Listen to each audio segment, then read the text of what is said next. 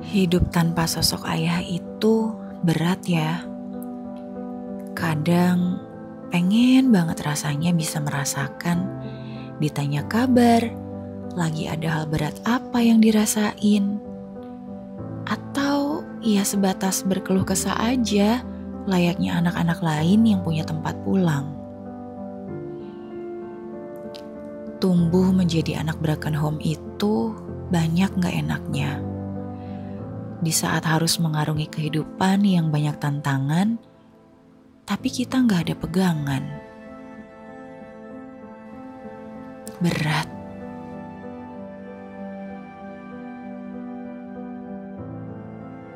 Bagaimana masa depan seorang anak jika sejak kecil tumbuh tanpa sosok ayah? Figur yang seharusnya membimbing justru tak pernah hadir.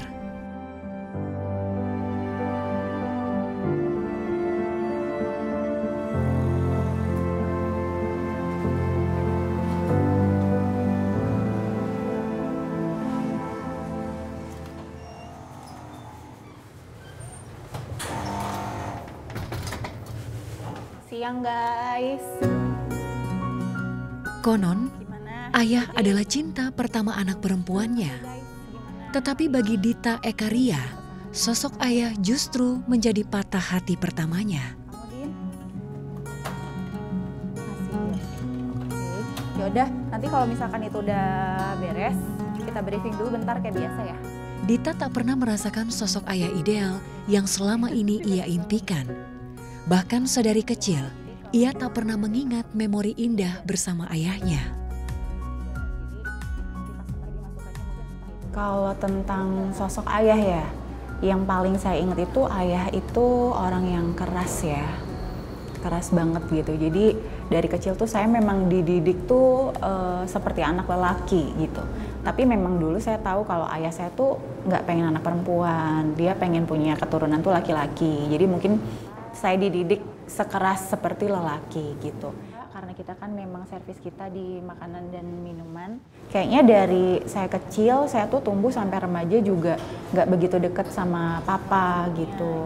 Jadi ngerasanya kayak asing, nggak bisa hangat, nggak bisa dekat layaknya anak-anak lain.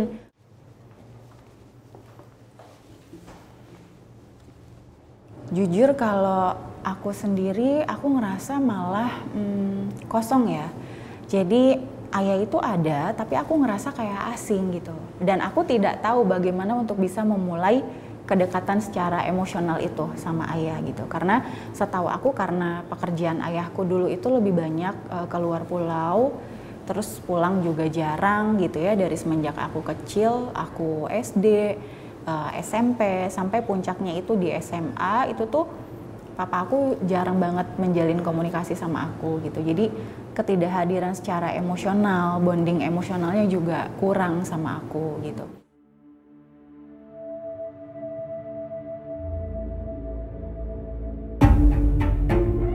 Indonesia disebut negara fatherless ketiga di dunia. Jutaan anak Indonesia mengalami fatherless. Kondisi di mana anak dibesarkan tanpa kehadiran atau keterlibatan ayah dalam pengasuhan. Pengasuhan anak tidak hanya membutuhkan peran ibu, tetapi juga peran ayah. Budaya patriarki yang mengakar di tengah masyarakat Indonesia membentuk sosok ayah direduksi hanya sebagai pencari nafkah, tak dilibatkan dalam proses pengasuhan. Ketidakhadiran ayah atau fatherless bentuknya ada berbagai macam. Yang pertama fatherless secara fisik, kedua fatherless secara emosional, dan yang ketiga adalah karena pengaruh eksternal. Yang pertama adalah fatherless secara fisik. Ini terjadi misalnya karena ayahnya meninggal, perceraian, ayahnya kemudian pergi entah kemana, ataupun misalnya ayahnya di penjara. Intinya yang tidak bisa ketemu dan jauh secara fisik. Ataupun ayahnya yang bekerja di luar kota atau luar negeri dalam jangka waktu lama dan anak tidak ketemu. Nah yang kedua tadi adalah fatherless karena alasan emosional. Nah fatherless karena emosional ini ayahnya sih ada, cuman dia tidak terlibat secara pengasuhan pada anaknya. Jadi walaupun ada di rumah pun dia itu cuek sama anaknya, sibuk sendiri, tidak melakukan proses pengasuhan kepada anak. Nah, berikutnya adalah fatherless karena pengaruh eksternal. Ini biasa terjadi karena tekanan sosial, kemiskinan, ataupun faktor budaya tertentu. Budaya seperti apa? Misalnya budaya yang terlalu patriarki sekali. Jadi menekankan bahwa kalau seorang ayah itu tugasnya hanya mencari nafkah, hanya mencari uang, dan fungsi lainnya nggak perlu. Nah, contohnya seperti itu. Kalau tekanan sosial, contohnya lingkungan yang memberikan stigma kepada ayah, bahwa kalau ayah yang terlibat dengan anak atau ngasuh anak itu nggak maskulin. Itu ayah-ayah yang kurang macho atau kurang jantan. Jadi akibatnya dia malu kan kalau mengasuh anaknya. Kalau si anak yang fatherless ini mengalami fatherless sepanjang hidupnya, mulai dari yang masa usia dia yang kecil hingga kemudian remaja, dan kemudian kehilangannya itu tidak ada fasilitas atau figur pengganti, dan kemudian tidak ada support system yang baik. Nah, maka ini bisa terbawa sampai dewasa. Yang kemudian tadi ada trauma, kemudian ada inner child, ada anxiety, dan juga rentan depresi tadi.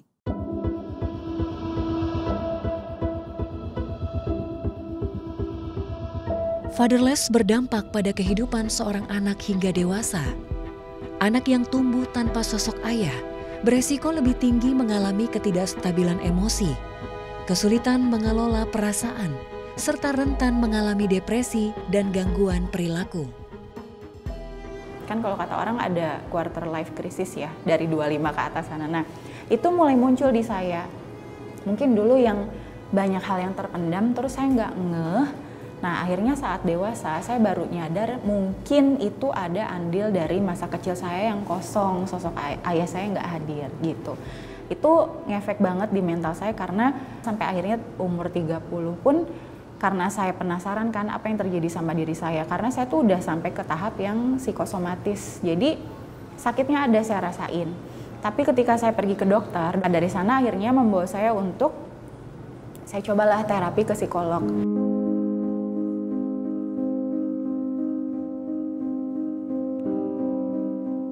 Saya selalu sesak nafas, saya selalu tiba-tiba tremor, deg-degan, pokoknya kayak orang sakit gitu.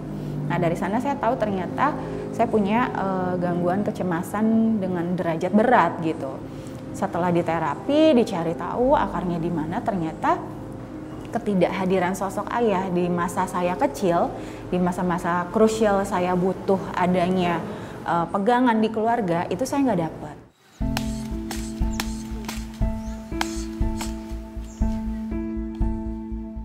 Idealnya sosok ayah itu memang nggak harus sempurna sih, tapi yang penting dia hadir pada saat dia ada.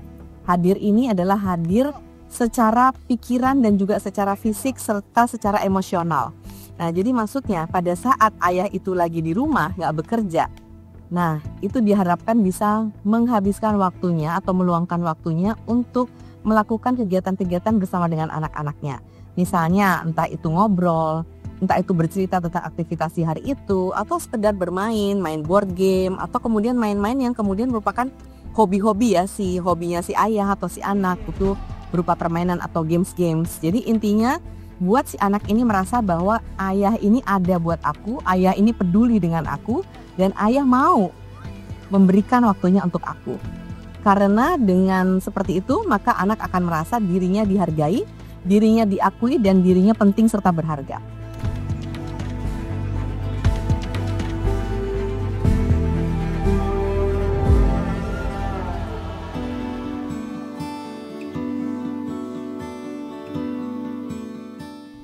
Sejak duduk di bangku sekolah dasar, Akmal Abijuna diajarkan menjadi anak penurut.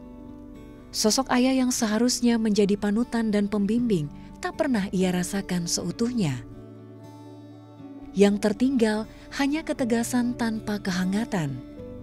Jarak itu terus tumbuh, membentuknya menjadi pribadi yang tertutup.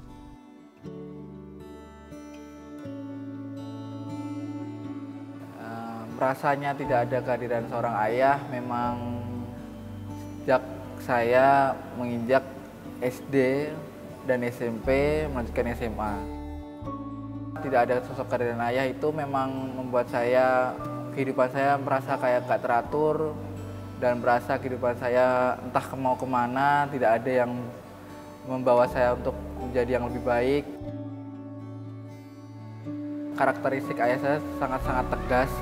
Setiap apapun yang dikatakan ayah saya pasti harus dilaksanakan dan tidak boleh dibantah. Dan namun di posisi SMP itu ayah saya sudah mulai bekerja dan mengambil bisnis di luar kota, dan hal tersebut membuat saya sudah mulai rasa kebebasan karena memang di rumah saya hanya ada ibu saya dan adik-adik saya. Dan melanjutkan SMA sama waktu itu ayah saya memaksa saya untuk di sekolah di pondok pesantren. Namun selang setahun dan 2 tahun saya di pondok pesantren sudah tidak tahan sekali. Akhirnya saya untuk keluar dari pondok pesantren, dan akhirnya saya sekolah biasa di kampung saya. Nah, di sisi itu ayah saya mulai lelah dengan keadaan saya waktu itu di SMA karena benar-benar sedikit susah diatur juga saya kan. Dan menginjak mau kuliah itu juga ada sedikit masih sama, yaitu hal-hal yang selalu ditanamkan di diri ayah saya, yaitu harus dilaksanakan apapun perkataan yang beliau katakan kepada saya, yakni jika saya tidak terima di negeri Yogyakarta maka saya harus melanjutkan kuliah di luar kota. Akhirnya saya mengiyakan apa perkataan ayah saya dan saya melanjutkan kuliah di Jakarta.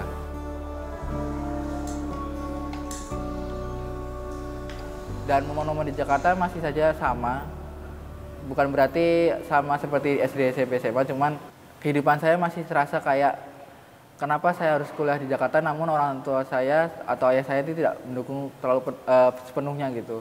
Di sisi lain kehidupan di Jakarta sangat mahal dan segala macam sangat mahal, namun ayah saya hanya memberikan, mungkin awal-awal semester ya, memberikan uang untuk saya berkuliah pun hanya 50.000 untuk sehari.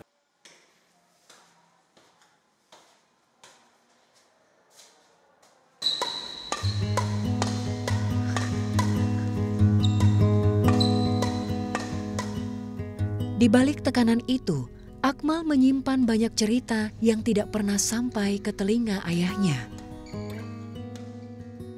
Waktu itu sempat ke zaman-zaman SMP karena waktu itu memang posisi sudah parah banget, cuman waktu itu saya nggak bilang ke orang tua karena memang kondisi ini sempat diketahui sama teman-teman saya, salah satu teman saya akhirnya mengajak saya untuk ke salah satu psikolog di dinas sosial seperti itu untuk bercerita. Atur napas lagi, kalau kamu mau ke belakang juga raketnya harus diangkat langsung. Kalau semisal kamu nanti kalau ke belakang kakinya masih kayak orang lari, belibet, bakal jatuh. Paksain. Waktu itu hal yang menyenangkan sama ayah saya yaitu waktu itu saya ada salah satu kompetisi bulu tangkis di kampung yang memang waktu itu saya kalau menjalankan kompetisi itu tidak pernah ditemani oleh orang tua, entah kompetisi dari SD, SMP, SMA. Cuman waktu itu ayah saya benar-benar support dari awal sampai akhir, di mana dia membelikan saya raket, membelikan saya sepatu badminton, perlengkapan badminton. Itu benar-benar berkesan buat ayah saya gitu. Berkesan buat saya juga bahwa jika saya melakukan hal positif dan memberitahu kepada ayah saya, ternyata dapat membantu ayah saya untuk lebih mengenal lebih dalam tentang saya seperti itu.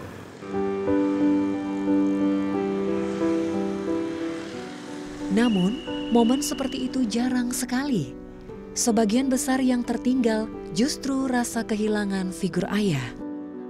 Kalau ada kasih sayang seorang ayah itu bisa membuat saya hidupannya bisa lebih baik, bisa ada tempat cerita untuk bagaimana kehidupan seorang laki sesungguhnya.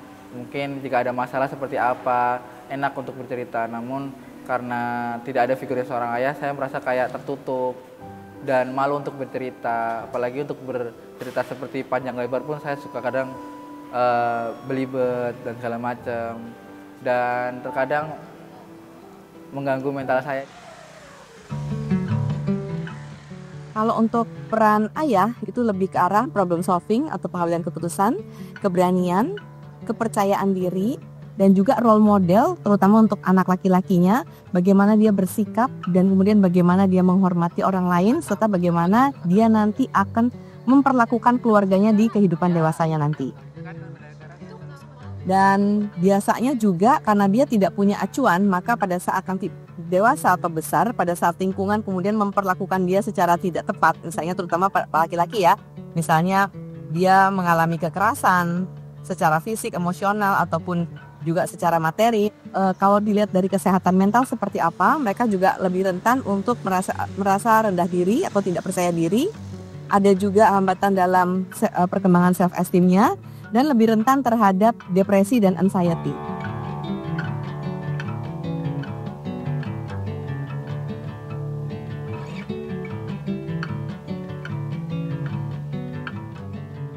Ketidakhadiran ayah membentuk cara mereka memandang diri, hubungan, dan masa depan. Luka itu hadir dalam wujud yang berbeda. Bagi Dita, dalam bentuk kerelaan mengorbankan diri demi orang lain. Bagi Akmal, dalam bentuk tembok yang membatasi cerita hatinya. Tapi jadi versi diri kita yang lebih baik dibanding kita yang kemarin. Dan satu lagi gengs, kalau kita itu didesain bukan untuk menyenangkan. Kan kalau kata orang-orang dampak ayah yang tidak hadir itu malah menjadikan anak gak percaya diri. Kalau di aku malah jadinya aku jadi pleaser gitu, aku jadi people pleaser. Mungkin karena kebiasaan dulu di keluarga, aku harus melakukan sesuatu dulu, baru bisa meredam emosional mereka gitu. Dan itu terbawa sampai dewasa. Dari angka 2 ke angka 3, bukan dari...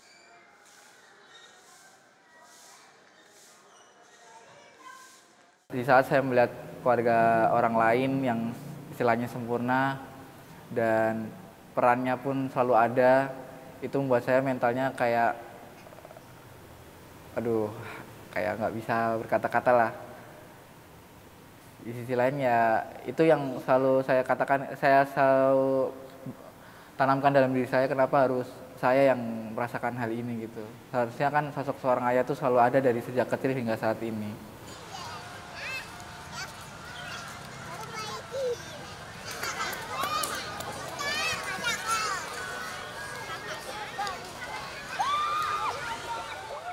Yang pertama mindsetnya harus dibenerin dulu. Karena kebanyakan berasal dari budaya yang patriarki.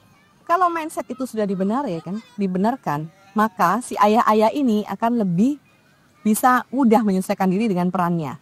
Jadi justru dibalik, misalnya ayah yang maskulin, ayah yang keren, itu adalah ayah yang justru dekat dan terlibat dengan anak. Sebetulnya kalau mau bilang ideal dan paling bagus sih dari sedini mungkin ya. Jadi sebetulnya idealnya sih dari bayi. Kenapa dari bayi? Karena dengan si ayah ini ngurus dari bayi, itu ayah juga merasa memilikinya lebih tinggi. Ayah merasa bondingnya ini dapatnya lebih besar ke anak. Dibandingkan nanti kalau bayi dia nggak ada, terus tiba-tiba dia nongol pas misalnya udah pra-remaja gitu, ya kan? Si ayah merasa nggak ada bonding selama ini, nggak ada koneksi gitu di batinnya.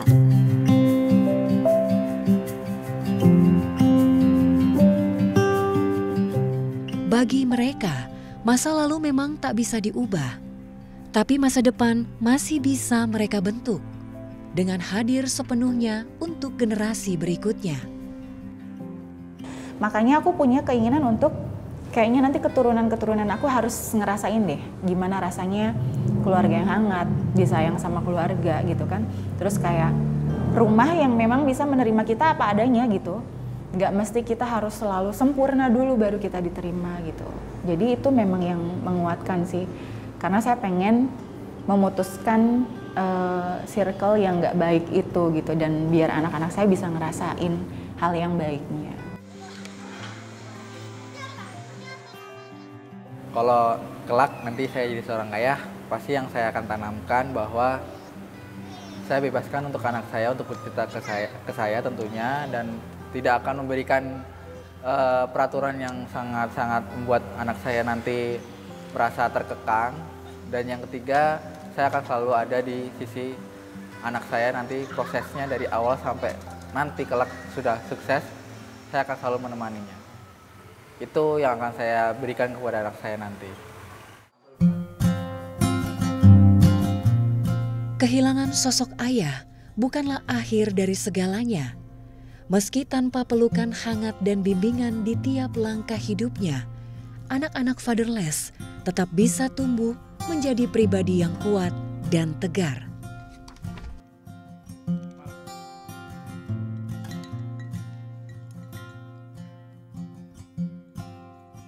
anak-anak yang fatherless pun bisa tumbuh dan berkembang secara optimal dan tetap bisa mencapai harga diri yang baik.